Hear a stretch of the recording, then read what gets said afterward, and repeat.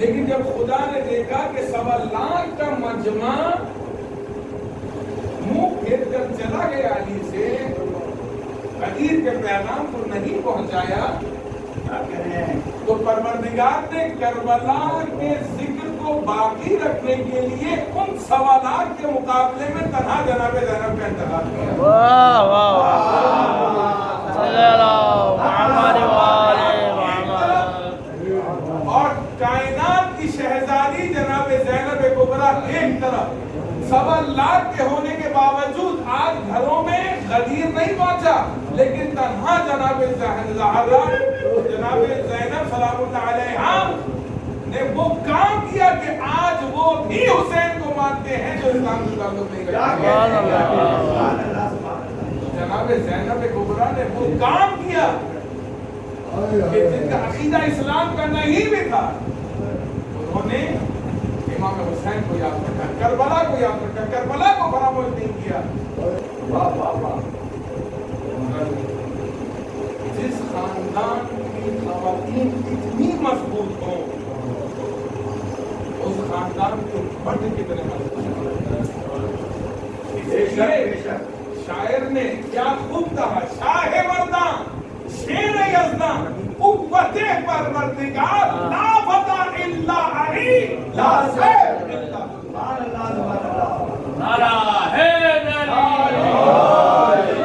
اکثر جوان جو ہے اس میں ترجمے میں تھوڑی مشکل کرتے ہیں کہ شیر فارسی کا ہے، تو میں دوسرے حصے کے اوپر سے میں نظر ڈال دوں. آپ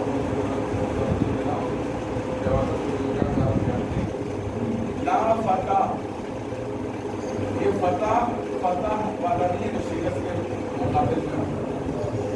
یہاں لام لا فتح با تا اس کو بکڑی اور لکھنے کی وہ جو ہم سمجھ رہے ہوتے ہیں، بعض لوگ ترجمہ کرتے ہیں کوئی فاتح نہیں ہے،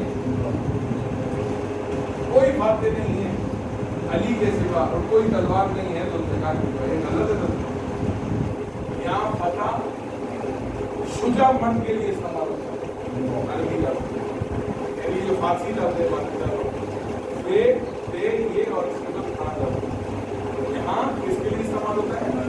شجاع مرد. یعنی کوئی شجاع مرد نہیں سوائے علی کے، اور کوئی تلوار نہیں سوائے.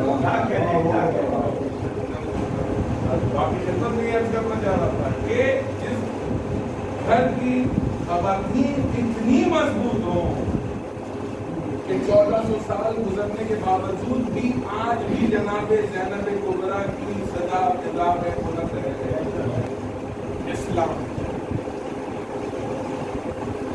ہمارے یہاں عموماً شہزادے کے مسائل پڑے جاتے ہیں ہمارے تو بچے بیٹھے ہیں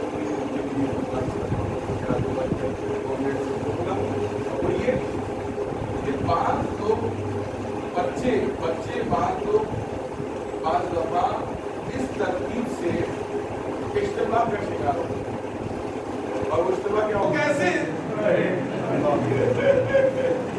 یہی وجہ ہے انسان تحمل نہیں کر سکتا. کتنے واقعات ایسے ہیں کہ لوگ صدمے سے مر گئے مجالس کے دوران، اس لیے ان دنوں کو شہادتوں کو تقسیم کر دیا گیا. انسان میں اتنا تحمل نہیں ہے. تو آج کے دن کی مناسبت سے 2 مسائل کے پہلا حصہ میں نے عرض کیا کہ جس خاندان نبوت اور رسالت کی خواتین اتنی مضبوط ہوں، ان کے مرد کتنے مضبوط ہوں گے. اس کی اعلیٰ ترین مثال جناب ابوالفضل عباس اور سید سجاد ہے. جب 7 محرم الحرم آج کی تاریخ آئے اور کہا امام حسین سے کہ اپنے خیموں کو پیچھے ہٹائے. یہ 2 جوان تھے تاریخ بتاتی ہے، ایک مولانا ابوالفضل عباس، ایک جناب سید سجاد، جنہوں نے ایک ساتھ تلوار کو نیام سے نکالا. علی کے بیٹے عباس نے خط کھینچا اور کہا کہ اگر کسی میں جرأت ہے تو اس خط کو عبور کر کے دکھائے. کوئی اپنے سر کو اپنے بدن پر نہیں پائے گا. اس خاندان کے مرد ایسے تھے. اور اسی خاندان کا ایک جوان مرد ایسا تھا جسے امام حسین کہتے ہیں، جن کے حوصلے اتنے جوان تھے کہ ہر مقام پہ عباس کو رکھائے. عباس ہم لڑنے نہیں آئے، सैयद सज्जाद को रोका, बेटा हम जंग करने नहीं आए। 7 मुहर्रम को अहले हरम पर पानी बंद हो गया। इमाम हुसैन ने कहा अब्बास खैमों को पीछे हटा दो।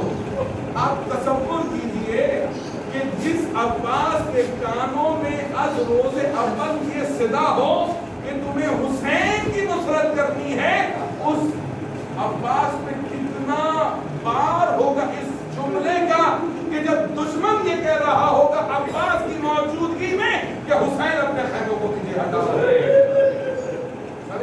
एहसास कीजिए अहले बैत अलैहिस्सलाम की मुसीबत का। 7 मुहर्रम की तारीख अहले बैत के लिए बड़ी सख्त तारीख थी। अहले बैत अलैहिस्सलाम ने दीन की खातिर एक कदम पीछे हटने को कबूल किया और इमाम की इताअत में इमाम सैयद सज्जाद और जनाब अब्बास ने अपने कदम पीछे हटाए और फैसला किया।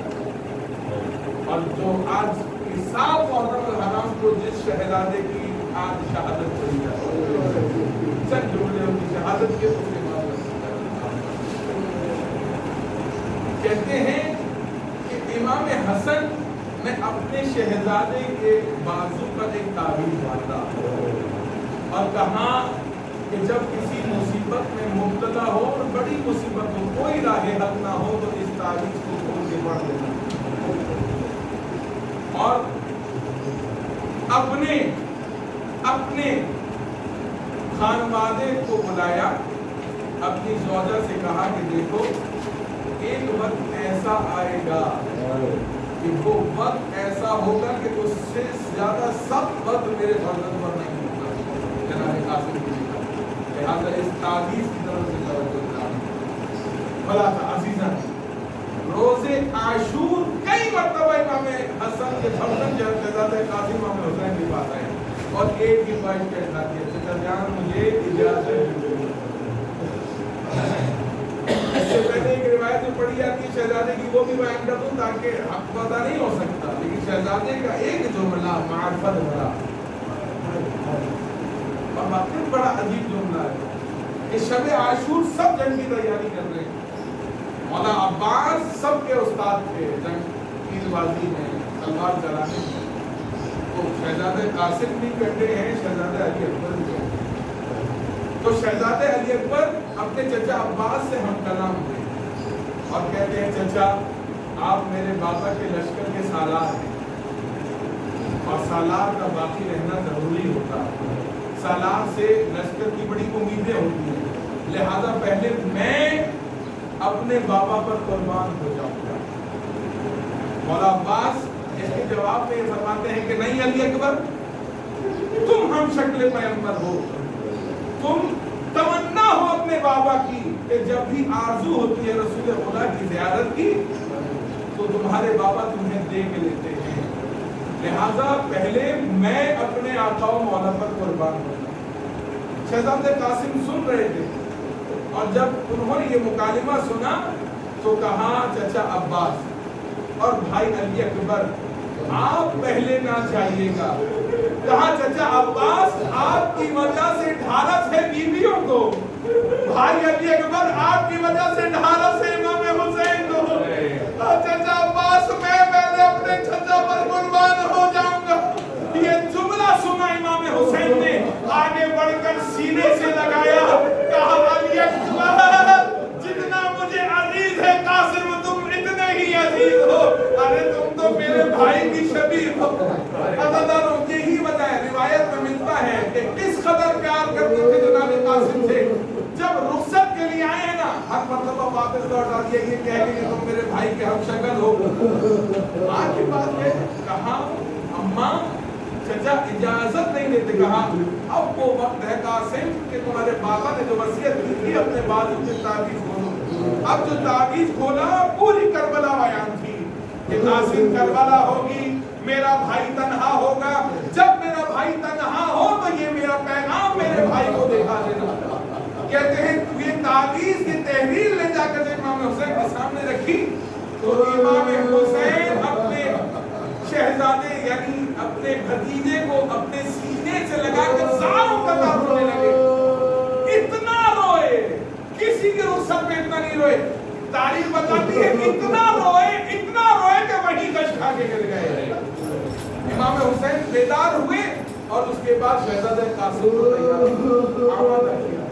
شہزادہ قاسم اتنے کم سن تھے، نوجوان تھے کہ ان کے پیر رکاب میں نہیں پہنچتے. امام نے تسموں سے باندھ دیا آپ کے نالین کو تاکہ قاسم گھوڑے سے گر نہ جائے.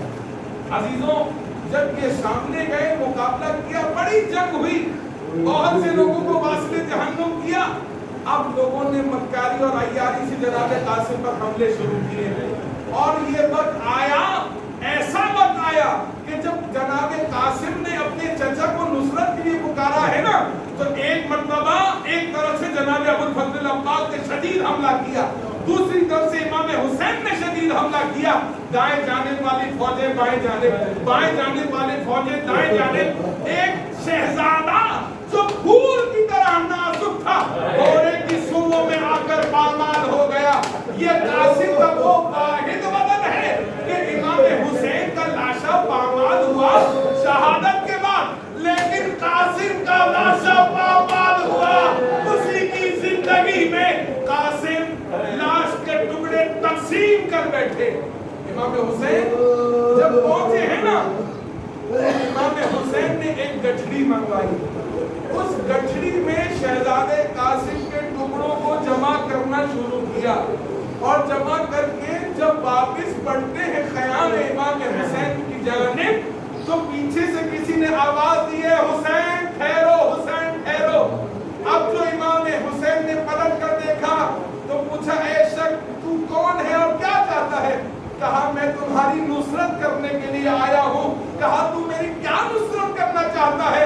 کہا کہ جس کی لاش کے ٹکڑے تو جمع کر کے لے جا رہا ہے اس کی لاش کے یہ چند ٹکڑے